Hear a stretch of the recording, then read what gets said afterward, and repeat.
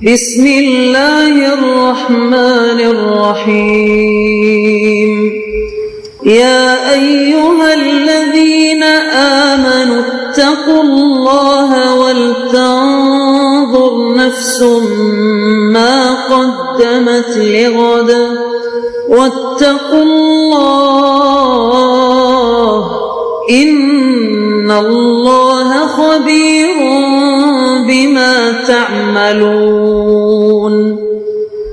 اے ایمان والو، اللہ سے ڈرتے رہو اور ہر شخص کو دیکھنا چاہیے کہ اس نے کل یعنی آخرت کے لیے کیا سامان بھیجا ہے، اور ہم پھر کہتے ہیں کہ اللہ سے ڈرتے رہو، بے شک اللہ تمہارے سب اعمال سے خبردار ہے۔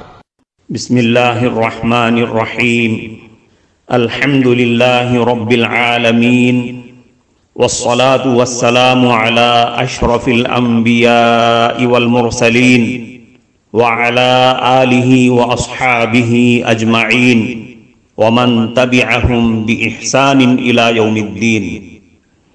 قابل صد احترام حضرات شائقین و شائقات سچا پیغام، السلام علیکم ورحمۃ اللہ وبرکاتہ۔ آج کی محفل میراث النبی کے نورانی پروگرام میں آپ کا استقبال ہے۔ اہلا و سہلا مرحبا۔ ہم آپ تمام حضرات و مستورات کا خیر مقدم کرتے ہیں۔ محترم حضرات و خواتین، تعلیم کا آغاز ہو رہا ہے۔ سب سے پہلے آداب تعلیم کا لحاظ کرتے ہوئے تعلیم کی طرف متوجہ ہو جائیں۔ پورے دھیان سے سننا، عمل کی نیت سے سننا اور تبلیغ کی نیت سے سننا، یعنی سنی ہوئی باتیں دوسروں تک پہنچانے کے جذبے سے سننا۔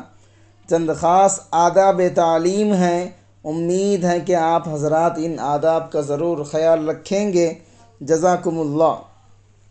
بسم اللہ الرحمن الرحیم۔ حضرت ابوبکر صدیق رضی اللہ عنہ کا عدل و انصاف۔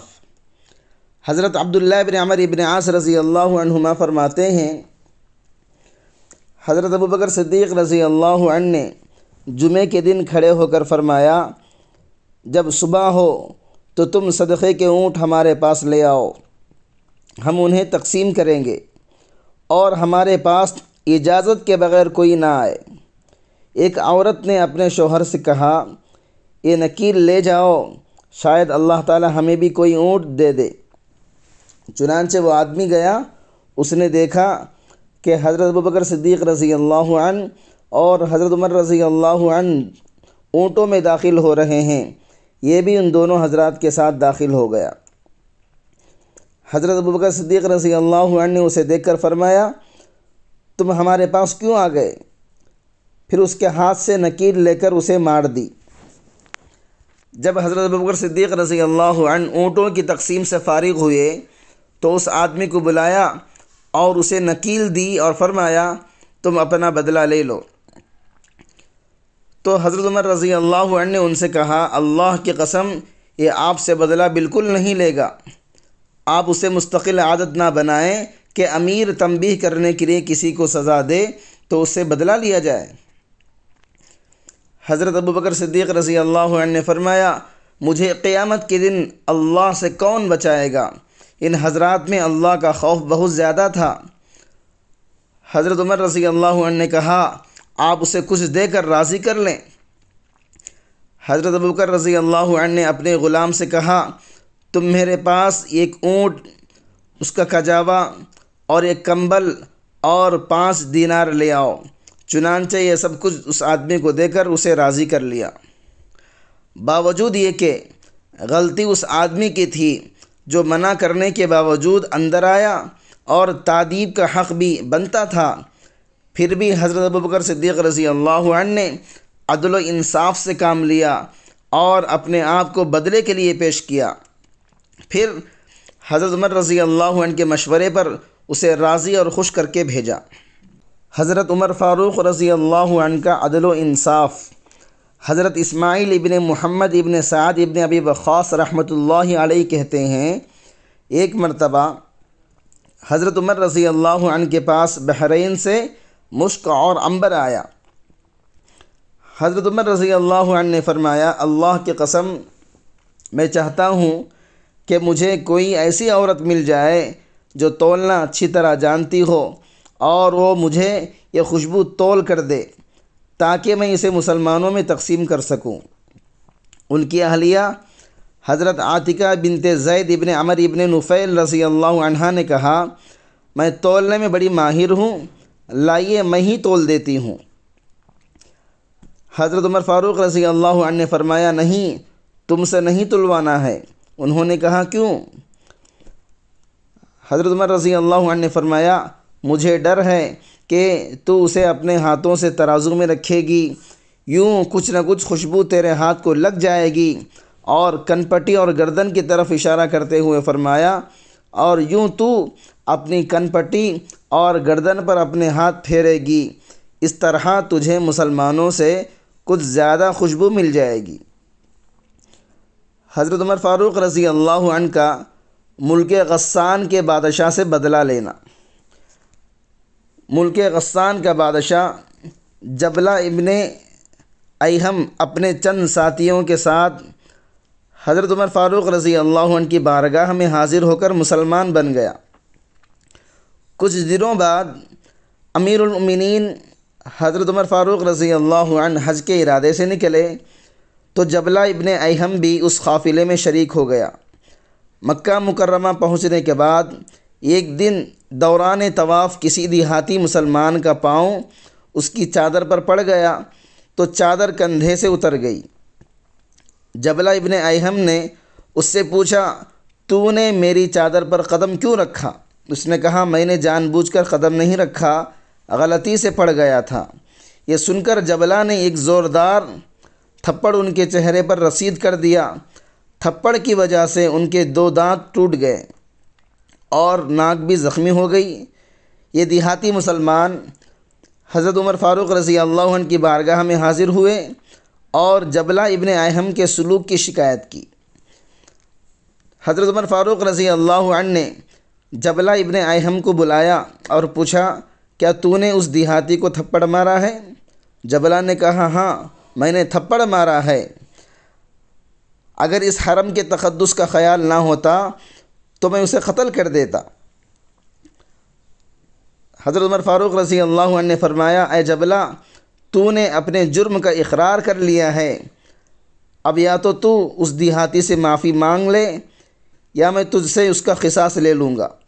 جبلہ نے حیران ہو کر کہا کہ آپ اس غریب دیہاتی کی وجہ سے مجھ سے قصاص لیں گے، حالانکہ میں تو بادشاہ ہوں۔ حضرت عمر فاروق رضی اللہ عنہ نے فرمایا اسلام قبول کرنے کے بعد حقوق میں تم دونوں برابر ہو۔ جبلہ نے عرض کی مجھے 1 دن کی مہلت دیجیے، پھر مجھ سے قصاص لے لیجیے گا۔ محترم ناظرین کرام، اس دینی اور ایمانی بیان کو سننے کے دوران ہی اس کو لائک کر دیجئے اور شیئر بھی کر دیجئے تاکہ دوسرے بھی اس سے فائدہ اٹھا سکیں۔ اللہ آپ کو جزائے خیر عطا فرمائے۔ حضرت عمر فاروق رضی اللہ عنہ نے اس دیہاتی سے دریافت فرمایا کیا تم اسے مہلت دیتے ہو؟ دیہاتی نے عرض کی جی ہاں۔ آپ نے اسے مہلت دے دی۔ مہلت ملنے کے بعد راتوں رات جبلہ ابن ایہم غسانی ملک شام کی طرف بھاگ گیا اور اس نے عیسائی مذہب اختیار کر لیا۔ دیکھیں حضرت عمر فاروق رضی اللہ عنہ کا عدل انصاف کہ وہ غسان کا بادشاہ ہے، لیکن آپ نے اس کی رعایت نہیں رکھی اور ایک غریب آدمی کو انصاف دلانے کے لیے اس سے کہا یا تو اس کو راضی کر لے ورنہ قصاص ہوگا۔ حضرت عمر فاروق رضی اللہ عنہ کا اپنے بیٹے کو زائد رقم بیت المال میں جمع کروانے کا حکم دینا۔ حضرت عبداللہ بن عمر رضی اللہ عنہما فرماتے ہیں ایک مرتبہ میں نے کچھ اونٹ خریدے اور ان کو بیت المال کی چراگاہ میں چھوڑ آیا۔ جب وہ خوب موٹے ہو گئے تو میں انہیں بیچنے کے لیے بازار لے آیا۔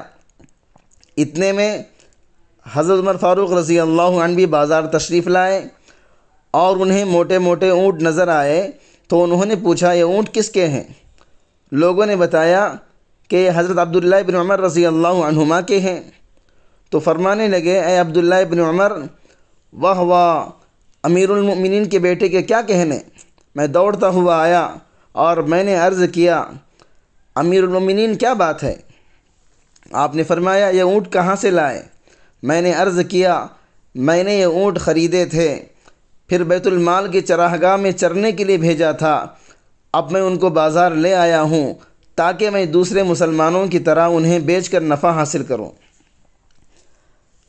حضرت عمر فاروق رضی اللہ عنہ نے فرمایا ہاں، بیت المال کے چراگاہ میں لوگ ایک دوسرے سے کہتے ہوں گے امیر المؤمنین کے بیٹے کے اونٹوں کو چراؤ، امیر المؤمنین کے بیٹے کے اونٹوں کو پانی پلاؤ، میرے بیٹے ہونے کی وجہ سے تمہارے اونٹوں کی زیادہ رعایت کی ہوگی، اس لیے اے عبداللہ ان اونٹوں کو بیچو اور تم نے جتنی رقم میں خریدے تھے وہ تو لے لو اور باقی زائد رقم مسلمانوں کے بیت المال میں جمع کرا دو۔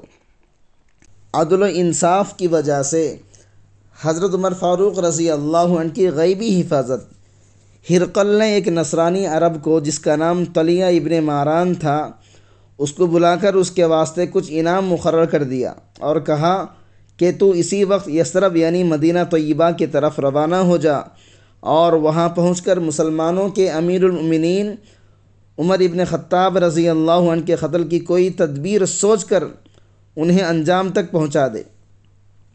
اس نے اس کا وعدہ کیا اور سامان سفر تیار کر کے مدینہ میں پہنچ کر آپ کے قتل کرنے کی فکر میں مدینہ طیبہ کے قریب عوالی کے علاقے میں چھپ گیا۔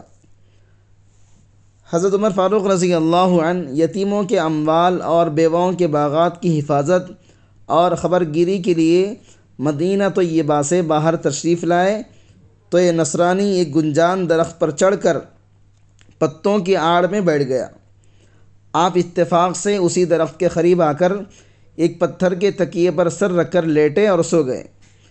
اس آدمی نے چاہا کہ میں اتر کر اپنا کام پورا کر لوں تو اچانک جنگل سے ایک درندہ آ کر آپ کے چاروں طرف گھومنے لگا اور آپ کے قدموں کو اپنی زبان سے چاٹنے لگا اور یہ غیبی آواز آئی اے عمر چونکہ آپ نے عدل و انصاف کیا ہے اس لیے آپ مامون ہو گئے۔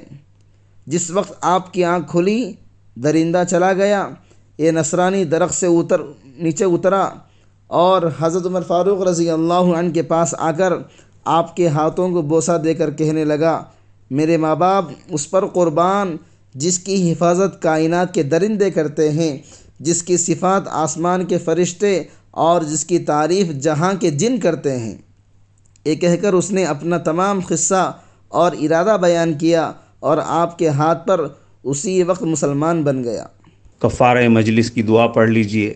سبحانک اللہم و بحمدک اشہد ان لا الہ الا انت استغفرک و اتوب الیک۔